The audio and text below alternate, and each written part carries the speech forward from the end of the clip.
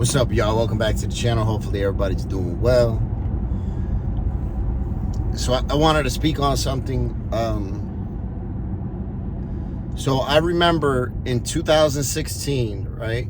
So those of you that don't know, in 2016, I relapsed, right? I had an isolated relapse, and due to that isolated relapse, I overdosed. Woke up in the hospital a couple days later, and I was lucky to be alive. All due to having a bad weekend, right? One single isolated relapse. I didn't have a habit at the time. I just had a bad weekend, and I decided I'm gonna go use to kill my pain, right? Basically almost led to me losing my life. After that weekend, it was like a light switch went off in my head, in my heart, and in my life. And I had decided that I just wanted better for myself, and for my family and for my loved ones, right? So I started to make better decisions all the way around the board, you know, as a father, as somebody in recovery, as a husband, as a man in my community. I just started to make better decisions, or at least attempt to make better decisions, right? Sometimes it was easy, most of the time it wasn't, but I just sort of put one foot in front of the other and kept on making the next right decision. A lot of that had to do, so I remember growing up, and those of us that grew up with a lot of weird shit going, you know, with addiction and drugs and criminal behavior in our community and in our family, we're always taught to mind our business, right? We're always taught, yo, if it doesn't have nothing to do with you, mind your business. Look the other way. And that's the way I grew up.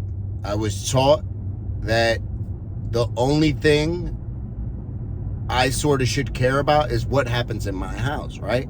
If it's not going on in my house, it's none of my business, right? And that's the way I lived for so long.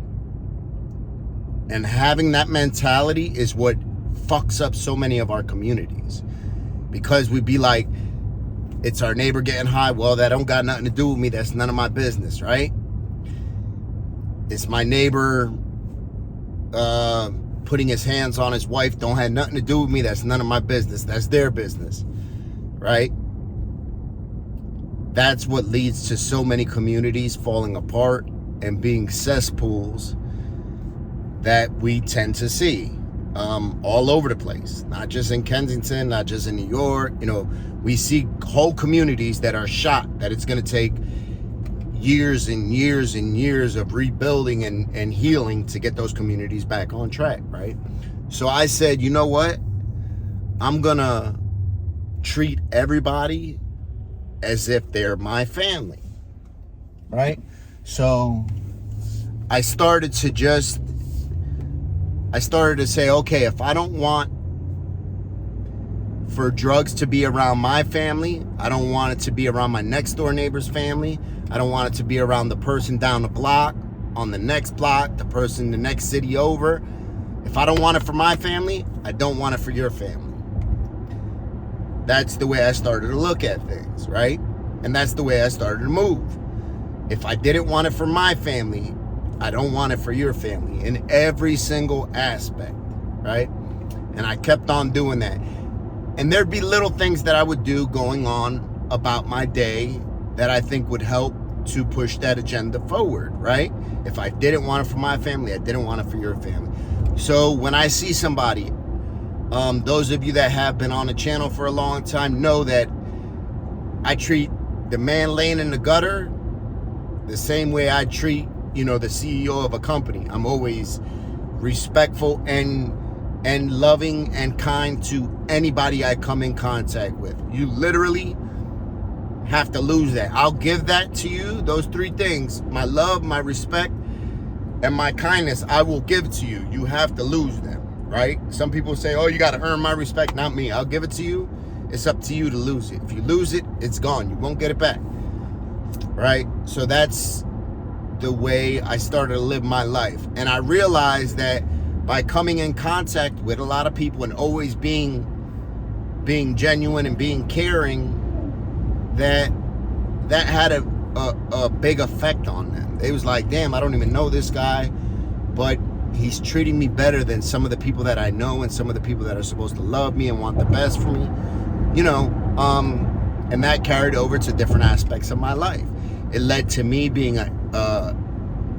in one of the best states, like emotionally and mentally, addiction-wise, in my life. Since I made those decisions to put my best foot forward and to what I don't want for my family, I don't want for yours, some of the best stuff has ever happened in my life. The way that my life is right now, I have no complaints. When it comes to winning at life, I feel like I'm fucking super blessed, right? I have damn near everything that I need and the majority of things that I want, right? I have an awesome family. I have a wife who holds me down thick and thin, who also puts me in my place when I need to be put in my place, and who loves me for me and supports me, right? I have children that look up to me, that respect me. They're not like, they don't listen to me because they're scared of me. They respect me and love me and be like, nah, I'm going to trust him and know that if my dad says it's not a good idea to do this, it's not a good idea because he knows, right? I have numerous businesses that are extremely successful. And that I believe that all comes from keeping that best foot forward and wanting, what I don't want for my family, I don't want for yours, right? So a lot of people have, and like I said, I very rarely read the comments. Every once in a while I'll see, I'll see a notification with a comment or something, and I don't read them because, to be honest with you, comments, like, people are crazy in the fucking comments. They'll watch a whole video and then be like, I fucking hate you. You know what I mean? I'll be like, yo, why are you watching the video? Or, shit like that. So I'll be like, yo, that's kind of weird. I would never watch somebody's video and then have the balls to be like, I fucking hate you, But that's the way some people do, right? And even like when AML put that post up and was like, so he put a post that they sent me and said, if you're a true follower of AML, please unsubscribe to Frank. He's being a bully. And I was like, yeah, you don't want him to hear what I have to say, because the videos that exist, and that I'm probably gonna end up putting them out, especially because you have some smart stuff to say. Where meanwhile, for those of you that don't know, the only time that I ever spoke about this, and I spoke about it twice, is both times was when Mal had said some stuff about me, right? Because I'm the type of person, as you know, you don't say nothing about me, you don't ever have to worry about me saying anything about you, right? But you say something about me, you're not gonna like the response that you get. So that's what happened. You said something about me one time, and then I said, okay, well, let's let the people know the truth, right? People chose to believe. A lot didn't. A lot was like, oh, you can't believe junkies, you can't believe dope fiends, can't believe addicts. But those are the same people that you want to see do well and stuff. You know what I mean? Like, I don't get it. And then again, you know, this time. So, you know, so, and people be like, damn, well, what is it any of your business? And I think about it, what if that was my family? And really what I felt made this my business is one of the people that he did it to, was one of the people that I interviewed at first, and we sort of became friends. She has a very rough story. I know her background, and he 100% exploited her. She came to me and told me, admitted it on camera, and she was one of the ones. She was like, yo, I don't care. You can put my video out there. I don't care. He's done this to enough of us, you know, and I don't care, you know. I know she's gonna feel backlash from it, so that's the only reason I might just blur her face out and put the video up just so y'all can see what type of creep this dude is. Think about it. If somebody's saying first of all, I would never ever tell anybody, yo, go don't follow AML because he's a creep, you know. No, what the fuck? If that's your choice, we're all grown men, grown women. Follow who you want, subscribe to who you want. The only person that would say that is somebody who has something to hide, right? They'd be like, no, don't watch his videos because he has something that I don't want you to see, you know. And that's you know, that's Mal. And once again, I say this in every video, and I'll say it again. This isn't something that I seen from my own eyes, right? This is something that, and it's not even hearsay. A lot of people say, oh, that's hearsay. It's not hearsay. This is a victim telling you, right? If a victim tells you something happened to them, that's not hearsay. You know what I mean?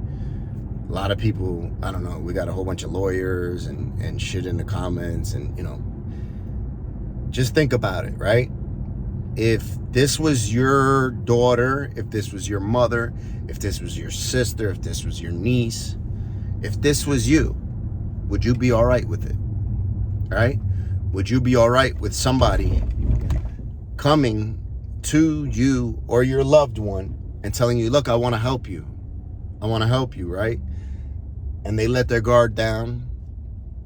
And then once they let their guard down, this person starts feeding you drugs, right? And having you do sexual favors with them, right? And then, you know, allegedly, of course, and then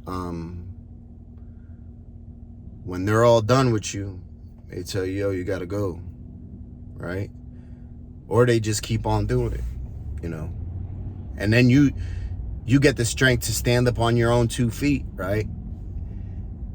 And then this person comes around, knowing how hard it is for people to stay clean in general. This person comes around and says, hey, what's up? What you doing? Oh, yeah. All right. Well, hey, I got something for you. Oh, yeah, what you got? I got a bundle for you. Don't worry about it. Keep it here. You want to come over and hang out? Yeah, let's do this. Let's do that. Think about that.